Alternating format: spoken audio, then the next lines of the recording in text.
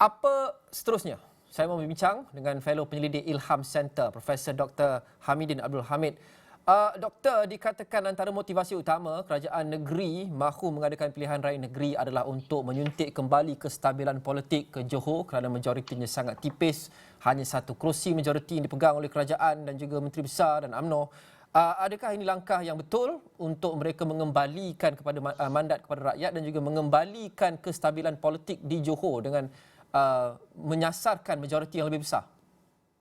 Terima kasih Luqman. Jika kita lihat kepada alasan diberikan oleh setengah pihak terutamanya daripada UMNO yang mahukan supaya pilihan raya negeri ini diadakan, bahawa mereka mahu mencarikan kestabilan politik, saya kira ianya tidak tepat, kerana jika kita lihat walaupun berlakunya perubahan kerajaan selepas langkah Sheraton itu, kita dapati di Johor keadaannya sangat stabil kerana berlakunya persefahaman di antara parti pembangkang dan juga kerajaan negeri Johor. Malahan Speaker Kerajaan Negeri Johor masih lagi merupakan seorang daripada Parti Amanah yang juga merupakan pembangkang di Johor. Dan kalau kita lihat perjalanan pentadbiran negeri berjalan dengan lancar, bajet kerajaan negeri berjalan dengan baik, diluluskan dengan baik. Malahan Johor adalah negeri pertama yang mengamalkan kaedah pemberian wang untuk perbelanjaan bagi setiap wakil rakyat yang sama untuk semua wakil rakyat tanpa mengira pembangkang ataupun pihak kerajaan. Jadi saya melihat dalam konteks kestabilan pentadbiran negeri, saya tidak melihat walaupun dengan majoriti yang satu itu akan mengganggu gugat. Kerana kita tidak nampak sebarang perubahan yang berlaku dalam kerjasama di antara PAS, Bersatu dan UMNO dalam bentuk kerajaan campuran di Johor. Jadi saya kira ini lebih merupakan satu strategik dan tactical move yang dilakukan untuk UMNO oleh UMNO bagi memastikan mereka mempunyai kebolehan yang lebih dalam konteks pentadbiran negeri Johor. Okey, ini adalah visual anda saksikan secara langsung. Kita jangka akan ada sidang media oleh UMNO dan juga Datuk Hasni Mohamad sebentar saja lagi, dikatakan jam 6 petang nanti, susulan Sultan Johor sudah pun memberikan perkenan untuk Dewan Undangan Negeri dibubarkan, memberi laluan kepada PRN diadakan di negeri itu jam 6 petang nanti. Kami akan terus mengikutinya dan membawakannya secara langsung sebentar sahaja lagi. Saya mahu kembali kepada Dr. Midin. Dr. Midin, itu kita faham kerana majoriti satu kerusi itu adalah majoriti yang sangat tipis, terumbang-ambing. Pada masa yang sama ada juga yang mengatakan bahawa ini tidak perlu pada masa ini dengan COVID dan sebagainya, dan pentadbiran negeri seperti yang doktor dakwa berjalan lancar, ada persefahaman. Tapi ada juga ketakutan, sebagai contoh Tan Sri Muhyiddin Yassin sebelum ini mengatakan bahawa beliau boleh tekan butang untuk menjatuhkan kerajaan negeri dan sebagainya. Adakah ketakutan-ketakutan ini sekurang-kurangnya munasabah untuk mendorong UMNO mengembalikan suara kepada rakyat dengan harapan mereka dapat mandat yang lebih besar dan dapat lebih kestabilan lepas ini? Jika kita lihat jika kita mengambil konteks bagaimana Tan Sri Muhyiddin mengeluarkan kenyataan tersebut, sebenarnya sebab lebih melihat kepada ancaman ataupun tingkah laku yang dilakukan oleh UMNO dalam konteks pilihan raya negeri Melaka. Jika kita lihat itu yang berlaku, dan kalau kita lihat juga ramai yang tidak berpuas hati dengan keputusan untuk mengadakan pilihan raya ini, kerana seperti semua sedia maklum bahawa rakyat masih lagi sedang menerima kesan dan masih lagi ada yang menerima kesan yang terbaru, iaitu bencana banjir di Johor itu sendiri. Jadi kalau kita lihat dalam konteks pandemiknya, dalam konteks keadaan ekonomi rakyat, dalam konteks bencana yang baru saja selesai, kita kira apa yang berlaku ketika ini dari segi politiknya boleh dikatakan amat stabil kalau di negeri Johor. Tidak sama dengan semasa keadaan di Melaka, ya. Luqman, di Melaka kita lihat apabila 4 orang itu keluar daripada Barisan Nasional, majoriti kerajaan itu tumbang. Maknanya kerajaan itu telah hilang majoritinya apabila 4 orang itu keluar. Sedangkan dalam konteks ini tidak ada sebarang perubahan berlaku, tidak ada angin, tidak ada sebarang ancaman dilakukan oleh Bersatu contohnya terhadap pentadbiran kerajaan negeri Johor. Jadi saya kira itu sesuatu yang menarik. Tetapi kalau kita lihat dalam konteks amatan kami selepas saja pilihan raya negeri Melaka, kami melihat terdapatnya gelombang keyakinan yang melampau di kalangan ahli dan kepimpinan UMNO bahawa mereka mempunyai kelebihan apabila mereka menang 2/3 di Melaka, dan mereka merasakan mereka boleh mengulangi itu di Johor. Saya kira ini yang saya melihat lebih mendorong kepada UMNO untuk melakukan sesuatu di Johor dan mereka telah lakukannya pada petang ini. Ya, daripada visual langsung ni kita sudah pun dapat saksikan itu Dato' Hasni Mohamad. Kita lihat bercakap pada media tapi masih lagi belum kita dapat feed untuk melihat apa yang beliau katakan kepada pengamal media di situ. Kita faham akan ada sidang media di situ. Adakah kita ada sebarang audio daripada Dato' Hasni di sini? Belum lagi, ini hanya visual. Tapi pengumuman rasmi dan juga sidang media akan diadakan, dijadualkan pada jam 6 petang nanti. Turut kelihatan seperti tadi Setiausaha Agung UMNO Datuk Seri Ahmad Maslan. Dan ini sudah tentu adalah sidang media yang kita jangka berkait rapat dengan perkembangan menuju ke PRN Johor yang sekarang ini sudah dibuka laluannya selepas Tuanku Sultan Johor memberi perkenan untuk Dun Johor dibubarkan serta-merta hari ini.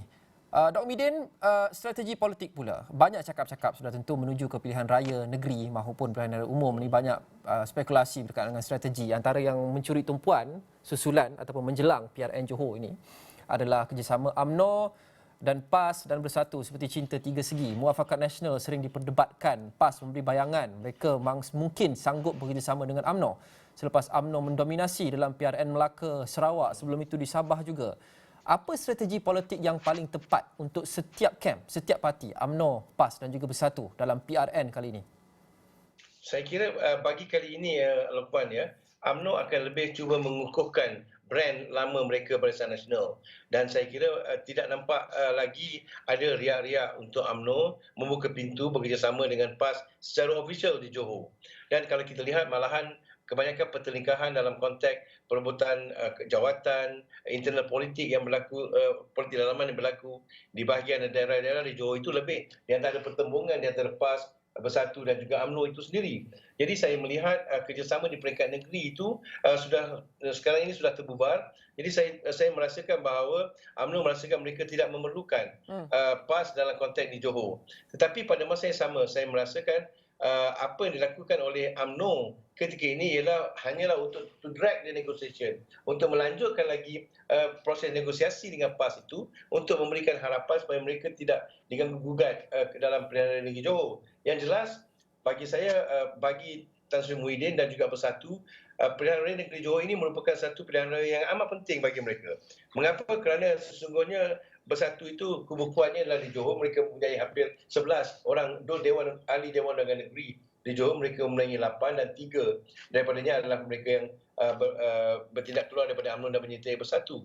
Jadi saya kira di sini menunjukkan bahawa Bersatu mahu mengekalkan kedudukan mereka yang boleh dikatakan agak kuat di Johor dan memastikan mereka sekurang-kurangnya mempertahankan 11 ataupun mendapat lebih. Dan di sini saya kira UMNO akan lebih Bersatu akan lebih memerlukan kerjasama daripada PAS untuk memastikan mereka berjaya memancing undi di kawasan-kawasan Melayu. Jadi dalam konteks ini saya melihat menarik untuk kita melihat bagaimana persaingan undi di kawasan-kawasan Melayu, terutamanya Melayu majoriti, akan menjadi lebih menarik di Johor ketika ini. Kerana jika kita lihat, sudah tentu kebiasaannya bagi kursi bandar dan luar bandar, persaingan lebih antara PKR, UMNO dan juga DAP. Dan di situ saya rasa PH mempunyai kelebihannya sendiri. Tapi bagi kawasan luar bandar, terutama di Johor, di sinilah kekuatan UMNO yang mereka banyak hilang ketika pilihan raya ke-14. Jadi dalam konteks ini, saya rasa Bersatu memerlukan PAS untuk membawa momentum seperti mana yang mereka rasakan pada pilihan raya 2018 yang lalu. Ya, Bersatu dan PAS, Perikatan Nasional. Adakah pilihan raya negeri PRN Melaka, kejayaan berturut-turut dalam PRN Melaka dan Sarawak dan juga Sabah memberikan isyarat jelas kepada kepimpinan UMNO bahawa mereka mampu dan patut bergerak sendiri dalam PRN kali ini? Tambah-tambah lagi mungkin ini menjadi satu sandbox ataupun tempoh untuk mereka mencuba bergerak sendiri menjelang pilihan raya umum yang akan diadakan. Saya kira seperti yang saya kata tadi, merupakan Johor dan Melaka. Saya lebih melihat dalam konteks itu Sarawak. Saya tidak melihat kerana Sarawak, UMNO tidak bertanding di Sarawak, tapi bagi di Melaka. Dan juga di Johor ini saya kira UMNO akan cuba mengukuhkan brand mereka sendiri. Seperti yang Lomal katakan tadi, bahawa mereka mempunyai teori bahawa mereka boleh berdiri sendiri dan mereka boleh mampu memenangi majoriti yang lebih baik. Tetapi persoalannya saya kira lebih menarik ialah adakah mereka mampu mempunyai majoriti yang boleh membentuk kerajaan sendiri tanpa bantuan parti-parti lain. Kerana ini juga kita tahu Johor merupakan salah sebuah negeri yang besar, mempunyai 56 kerusi dan UMNO memerlukan hampir 27 kerusi, sedangkan pada pilihan raya yang lepas UMNO hanya memenangi 14 sahaja kerusi. Jadi almost double, okey, 2 kali ganda yang UMNO harus dapat, dan daripada apa yang mereka lakukan ketika ini mereka mempunyai keyakinan tinggi bahawa mereka mampu. Tapi pada masa yang sama, sejauh manakah mereka mampu mengulanginya? Adakah mereka mampu mengulangi untuk mendapat 2/3 seperti di Melaka, atau mereka mampu mempunyai majoriti yang lebih besar sahaja di Johor? Jadi dalam konteks inilah saya kira strategi bagi setiap parti itu penting untuk memastikan siapa bekerjasama dengan siapa, dan di kursi bahagian manakah yang akan menarik untuk kita perhatikan, kerana dia merupakan kursi-kursi swing yang kita lihat berlaku pada 2018. Persaingan antara UMNO dan juga Bersatu memang kita jangka dalam PRN Melaka pun, dan sedikit sebanyak ia berlaku, tapi tidak cukup untuk memberi impak kepada keputusan keseluruhan. Seperti yang kita tahu, PRN Melaka disapu hampir sepenuhnya oleh BN dan juga UMNO. Jadi banyak fokus kepada bagaimana perpecahan undi Melayu ini dalam kalangan ataupun di antara UMNO dan juga Bersatu, dan bagaimana PH boleh ambil kesempatan, tapi melihat kepada prestasi di Melaka itu saja tidak cukup. Jadi bagi Pakatan Harapan pula, apa yang mereka perlu tawarkan kepada rakyat negeri Johor untuk memastikan mereka dipilih kali ini selepas kekalahan berturut-turut? Saya kira di sini yang saya nyatakan sebelum ini di Asrawani, saya pernah nyatakan bahawa jika kita lihat daripada apa yang berlaku daripada di Melaka, kemudian yang di Sarawak, kita melihat bagaimana tamparan hebat kepada Pakatan Harapan, terutamanya kalau di Melaka itu kita melihat bagaimana PKR hilang semua kursi, dan bagaimana di Sarawak DAP hilang banyak kursi, dan PKR tidak menangi sebarang kursi pun di Sarawak. Jadi dalam konteks di Johor juga, saya merasakan bahawa akan berlaku banyak persaingan dalam konteks PH ini, dan bagaimana adakah dia akan seperti mana yang berlaku di Melaka, kerana kalau kita melihat di Melaka, kita melihat bagaimana tidak tersusunnya jentera kempen kepimpinan dalam membuat keputusan bagi PH, dan bagaimana undi Melayu itu tidak pergi ke PH, dan kami jangkakan undi Melayu itu akan sentiasa juga tidak akan kembali semula kepada PH di negeri Johor, dan kami melihat dia lebih kepada persaingan bagi undi Melayu, persaingan antara PN, Perikatan Nasional, dan juga Barisan Nasional. Tetapi pada masa yang sama saya melihat bagaimana kerajaan pilihan raya negeri Johor ini merupakan satu acid test ya kepada kepimpinan Pakatan Harapan, terutamanya kepimpinan Anwar Ibrahim, Datuk Seri Anwar Ibrahim, untuk mereka memastikan bahawa mereka mampu untuk berdepan dengan arus perubahan politik yang sedang berlaku ketika ini. Jika kita lihat kepada Melaka dan juga Sarawak, nampaknya seolah-olah Anwar tidak mampu untuk menggalas tugas sebagai seorang presiden bagi memastikan kelangsungan, malahan tidak berlakunya peningkatan dalam konteks undi kepada Pakatan Harapan. Jadi dalam konteks inilah saya merasakan ia memerlukan sesuatu yang baru bagi Pakatan Harapan, dan kita menantikan apakah pendekatan yang akan dilakukan oleh Pakatan Harapan di Johor, kerana Pakatan Harapan mempunyai kedudukan kerusi yang agak selesa, terutamanya bagi amanah PKR maupun DAP di Johor. Jadi saya kira ia merupakan sangat penting ketika ini mereka hampir membentuk kerajaan dengan 26 buah kerusi. Jadi dalam konteks ini saya kira amat penting Pakatan Harapan untuk mereka duduk bersama dan menyaksikan bahawa Johor ini boleh menjadi satu turning point untuk kembalinya mereka sebagai sebuah polisi utama dalam konteks politik negara. Satu cabaran yang sangat besar, kerana Johor ni salah satu keunikan dia juga adalah ia satu negeri yang selain besar dan banyak kerusi dunia, ia juga agak pelbagai. Dan Prof difahamkan adalah berasal dari Johor juga, orang Bersing. Apa yang kita boleh faham berkenaan dengan perbezaan ideologi, fahaman politik di antara warga Johor di daerah-daerah yang berbeza? Itu juga sangat contrasting kita lihat. Bagaimana kita boleh memahami ini, Prof? Terima kasih Rahmat. Saya sebagai anak Johor dan juga pada masa yang sama menjalankan penyelidikan tentang politik Johor sudah sekian lama, saya melihat bahawa berlakunya satu jalur yang sangat berbeza di antara setiap kawasan, setiap daerah di Johor. Jadi kita tidak boleh lagi membuatkan satu tempilan bahawa orang Melayu akan menyokong UMNO dan sebagainya. Kita melihat bagaimana perubahan itu berlaku di antara jalur di kawasan bandar dan luar bandar, contohnya di kawasan pantai barat Johor, selatan dan juga di pantai timur Johor bagi kawasan saya. Di pantai timur Johor itu juga kita melihat walaupun kawasan ini merupakan selalunya kubu kuat bagi UMNO, tapi kita melihat ria-ria perubahan itu sudah mula berlaku daripada pilihan raya 2013 lagi. Jadi adakah dia akan sentiasa berkembang, dan ini juga kita kalau kita lihat di selatan Johor, perubahan proses pembangunan urbanisasi di kawasan selatan Johor, Pasir Gudang, Masai dan sebagainya, itu melihat bagaimana perubahan pengundian berlaku, pola pengundian berlaku.